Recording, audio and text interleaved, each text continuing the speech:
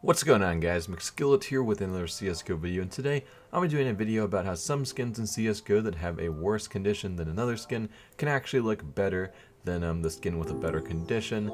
This might confuse a lot of you guys, but it actually can make a big difference in how your skins look, and a lot of you guys probably think that float value is the only thing that affects the look of a skin. If you guys don't know what float value is, it's basically the exact amount of wear on a skin. The higher the float value, the more wear it has. The lower the float value, the less wear it has. But this actually isn't the only thing that affects how a skin looks.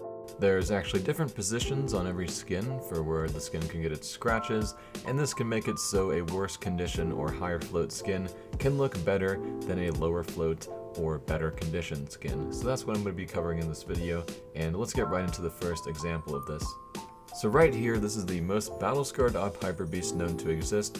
I actually own this one myself, but as you can see, it has a 0.999 float value, and there isn't any other Op Hyper Beasts that are known to have a higher float value or more battle scar than this one right here. Now this one right here, this one is owned by someone named Crystal, who I think is a pro player or something. You guys can let me know who that is. But this one has a lower float value, but it actually looks more battle scarred in the middle of the gun, as you can see. Mine actually has a higher float value, but it's less battle scarred. It has a less battle scarred look than the one with the lower float value, which doesn't seem to make too much sense. But the way that float value works is it doesn't determine exactly where the scratches will be.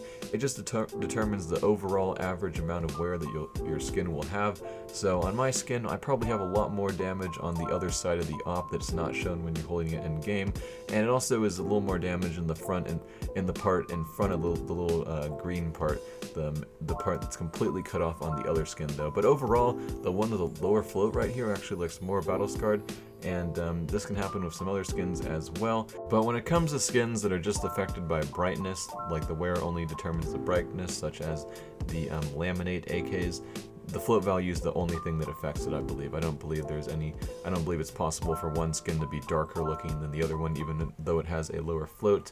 But for skins that have actual wear, like these ones right here, this can happen. Now we're going to be taking a look at the exact opposite situation. Right here we have the lowest float Op Dragonlord known to exist. It has a 0.0003 float value, and someone's trying to sell this for like $20,000. But as you can see here, it has some scratches on it, even though it has the lowest float value in the world. And this one right here, though, this one is the second lowest float one in the world, and this one actually looks a little bit better than the lowest float one in the world, known to CSGO Exchange. I don't believe there's any other ones, though. But as you can see in the front, there is no scratches at all right there, and in the back, there's still a minor scratch, though. So even a Dragonlord with this low of a float can still have scratches in the back, as you can see right there. Now we're going to be looking at some skins that have a much higher float value than the first two I showed.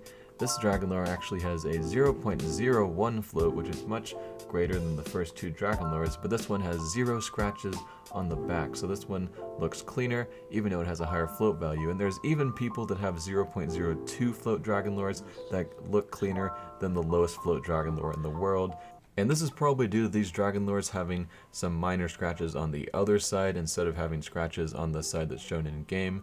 So these ones in the other side that you can't really see when you're holding it probably have a couple scratches, but as you can see, there is no scratches at all near the back of this op, and I believe it's also scratchless in the front, so just an insanely clean looking op that looks cleaner than the #1 lowest float Dragonlord known to exist. Now finally, I'm going to be taking a look at the Karambit Crimson Web, and this is true on a lot of Karambits, but on the Karambit Crimson Web, there's actually factory new Karambit Crimson Webs that look a lot worse than minimal wear ones.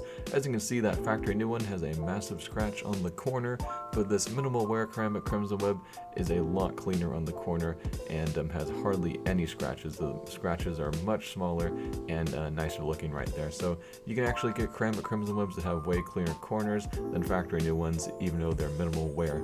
So that's how float value isn't the only thing that affects how worn your skin looks. The scratches and stuff can obviously be in different positions, as you guys could tell from this video. So I hope this video cleared things up, and I hope you guys like this video, and I'm Mcskillet, and I'm out.